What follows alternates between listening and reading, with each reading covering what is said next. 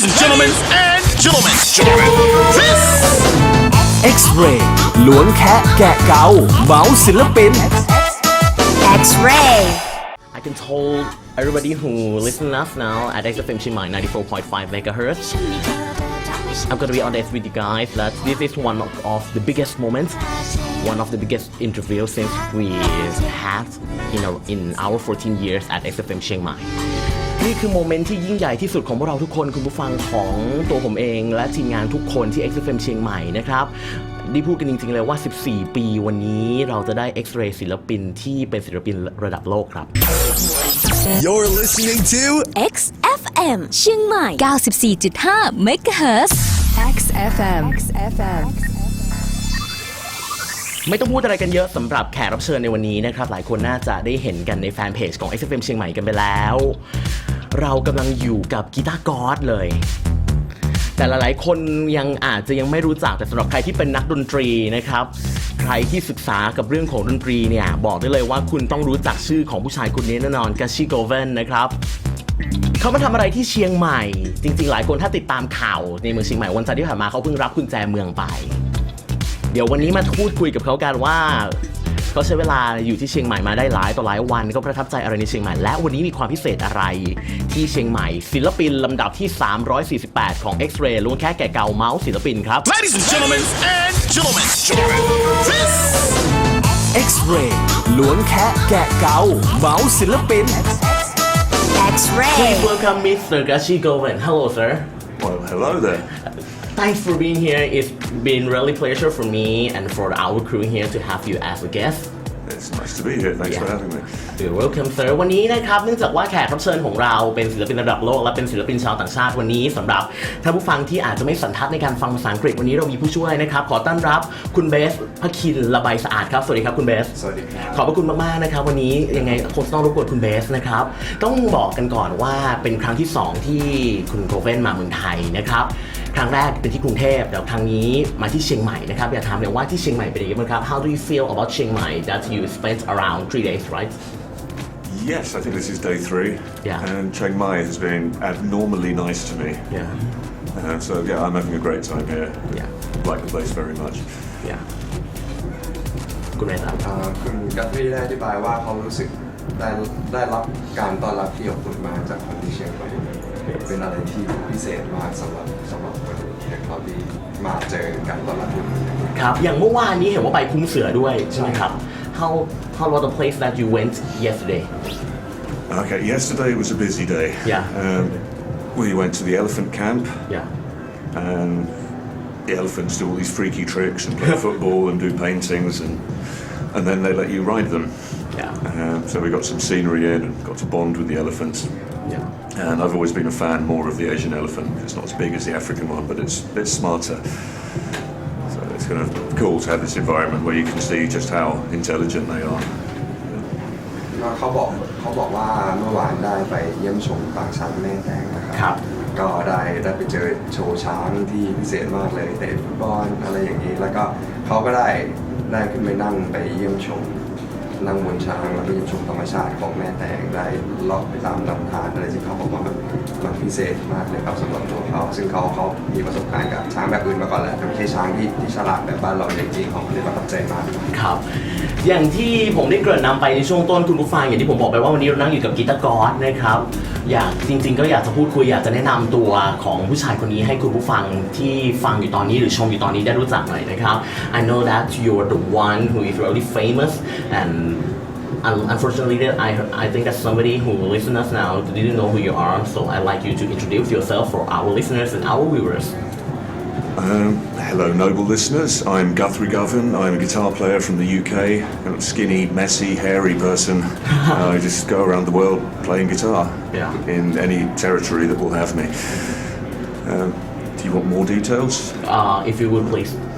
Okay. Over the years, I've played with bands like Asia, who did Heat of the Moment and all that stuff. I played with a techno band called the Young Punks and a rapper called Busy Rascal. And more recently, a kind of prog-flavoured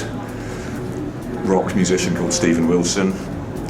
Last year I did some stuff with the Hollywood composer Hans Zimmer. Yeah. And I play what I like to call the forbidden music with a trio called the Aristocrats, and we just play crazy instrumental material. So I try to keep busy. I try to do lots of different things because I like lots of different styles of music. เขาแนะนำตัวไปครับคนนี้คือ Guthrie Govan เขามาจากประเทศอังกฤษ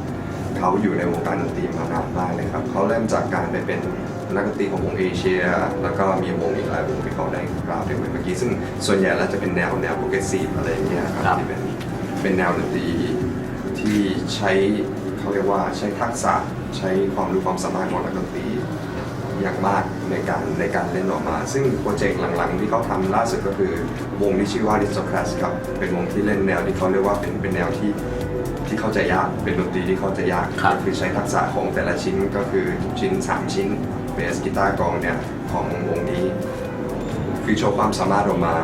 นำเสนอเป็นงานดนตรีที่เขาทำมาตลอดทุกวันนี้ครับครับอย่างอันนี้อยากทราบส่วนตัวด้วยว่าอย่างประสบการณ์หลายต่อหลายปีที่คุณโกเฟนเนี่ยทำมานะครับเล่นดนตรีในวงการเนี่ยอย่างประสบการณ์ไหนนะครับที่เป็นประสบการณ์ที่ชอบที่สุดหรือว่าประทับใจที่สุดครับ on your music journey through the years what is the most impressive thing that you ever did That I ever did? Yeah. The most impressive thing? Yeah. In your music journey. Impressive for whom? For yourself. The thing that impresses me the most is simply that I'm able to do this for a living. Yeah. Because even if people stopped paying me and I had to get a different job, I would still play music with every hour of my spare time because I love it. Yeah. So I think that's impressive. If you can find a thing that you love and that you do all the time, and somehow you can turn that into a career. คำตอบเขาก็คือการที่ได้เล่นดนตรีนี่แหละครับคือเป็นสิ่งที่ดีที่สุดแล้วที่เกิดขึ้นสำหรับชีวิตเขาในสายงานด้านนี้ต่อให้เขาโดนไล่ออกไปทำงานอย่างอื่นนะยังไงเขายังต้องเล่นดนตรีอยู่เขายังจะเล่นดนตรีอยู่เพราะว่ามันเป็นสิ่งที่เขาทำแล้วมีความสุขเขาก็เลยบอกว่าสิ่งไหนที่ทำแล้วมีความสุขนั่นคือ impressive ก็คือเป็นอะไรที่ดีที่สุดแล้วอย่างเราปฏิเสธไม่ได้เช่นกันว่าอย่างที่ผมบอกไปเขาคือกีตาร์กอร์ดเขาคือแรงบันดาลใจของนักดนตรีทั่วทุกมุมโลกเลยรู้สึกยังไงบ้างกับการที่คุณโกเวนเนี่ยได้กลายเป็นแรงบันดาลใจสำคัญของนักดนตรีทั่วโลกนะครับ How do you feel that you were the best inspiration for most musicians around the world? I'm not quite sure I understand that. Just asking how do you feel like to being, an idol for the next generation of musicians? Well, it's not why I play. I play because I have to express certain things, and it feels good just to play the music that you feel and the music that you believe in. But I do understand now there are a lot of young players all around the world who are paying attention to what I do, and it's very flattering and very exciting. I guess the next step of the process is one day I get to hear their albums.And listen to their interview on XFM. เขาก็บอกครับว่ามันไม่ใช่เป้าหมายของเขาในการเล่นดนตรีแต่เริ่มต้นคือเขาก็แค่เป็นนักดนตรีคนหนึ่งที่อยากเล่นให้คนฟังเขาไม่ได้นึกเลยว่ามันจะต้องมีคนมาลุกอัพเขามาแบบเขาเรียกว่าอะไรนะชื่นชมเขาขนาดนี้แต่ว่าเขารู้สึกยินดีที่ว่า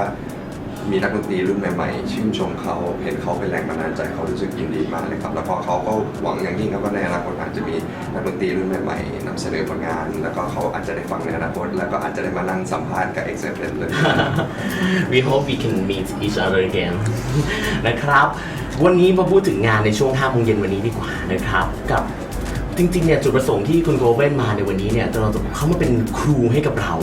นะครับจริงๆที่เขาเดินทางมาหลายต่อหลายประเทศวันนี้เนี่ยเขามาเปิดคลินิกในเรื่องของการสอนดนตรีตรงนี้นะครับอยากให้คุณโกเวนพูดถึงในส่วนนี้หน่อยครับว่าเพราะทำไมถึงต้องมาสอนดนตรีแล้วทำไมต้องไปที่เชียงใหม่เนี่ยครับ Okay, so he was asking why doing clinic and why Chiang Mai? Well, I didn't book this clinic at all. I don't know. Chiang Mai seems very receptive to the thing that I'm doing. And I've just had such a warm welcome since I came here. So ask Chiang Mai why I'm here. I'm just happy to be here. Why a clinic? A clinic is a different thing from a gig. And I guess on the one hand, the logistics of a clinic and only requiring one musician rather than 3 or 4, or in Hans Zimmer's case, 77. Sometimes that makes a difference between being able to make your first visit to a city or not being able to make it. And also, I think there's something special about the clinic because it's more like a conversation with the guitar players in the audience. And I really try to encourage that conversation aspect and just ask the people who are attending, what do you want me to talk about? Please ask questions. Please don't be shy. I've been told that people are a little bit shy here, but people are a little bit shy where I live as well. So I think we're balanced. เขาก็บอกว่าจริงๆแล้วการเกิดขึ้นมาได้ของคลินิกนี้ก็คือเหมือนเราอินไว้เขานั่นแหละเหมือนเราเชิญเขามาทำคลินิกอะไรเงี้ยแล้วเขาก็เห็นว่าเชียงใหม่เป็นจังหวัดที่น่าสนใจที่น่าดึงดูดที่จะมาทำอะไรอย่างนี้ก็คือมาเปิดคลินิกแล้วก็การทำคลินิกมันแตกต่างกับการเล่นวงครับซึ่งเขามาเล่นวงที่เมืองไทยมาปีก่อนมันก็แตกต่างกันที่ต้องมีเบสมือกีตาร์เล่น 3-4 คนเนี่ยแต่นี่คือเขาคนเดียวเขากับคนดูสื่อสารกันคุยกันโต้ตอบกันพูดคุยสอนกันเขาถามคนดูว่ามีคำถามไหมอยากจะรู้เรื่องอะไรเขาก็จะใช้ประสบการณ์ของเขาเนี่ยให้คำตอบกับคนที่มารับชมและรับฟังเพื่อให้ได้ความรู้ให้ได้ประสบการณ์จากคนที่ผ่านงานด้านนี้มาอย่างซ้ำซ้อนครับเชื่อว่าหลายคนตอนนี้ที่อาจจะมีคุณโกเว่นเป็นแรงบันดาลใจนะครับหรือว่าอยากได้ความรู้ดีๆในเรื่องของดนตรีวันนี้คุณโกเว่นมาเปิดกีตาร์คลินิกที่เชียงใหม่แล้ววันนี้นะครับที่หอศิลปะวัฒนธรรมมหาวิทยาลัยเชียงใหม่เริ่มงาน 6 โมงเย็นเป็นต้นไปยังไม่มีบัตรนะครับซื้อได้เลยสำหรับนักเรียนนักศึกษา500 บาทนะครับสำหรับผู้ใหญ่หน่อย690 บาทตอนนี้บัตรมีขายหน้างานใช่ไหมครับบัตรมีขายหน้างานนะครับวันนี้ถ้ายังไม่มีบัตรไปซื้อกันได้ที่หน้างานนะครับ Alright finally I want you to say something for our listeners or if you have anything to say What kind of thing would you like me to say? I could start by saying, dear listeners, evidently you are listening to XFM. This means you have impeccable taste, and for that I congratulate you. Rock and roll. Yeah. คุณเบสครับเขาก็บอกว่าเขาก็ไม่ได้ใจว่าจะให้พูดอะไรถึงคนฟังเขาบอกว่า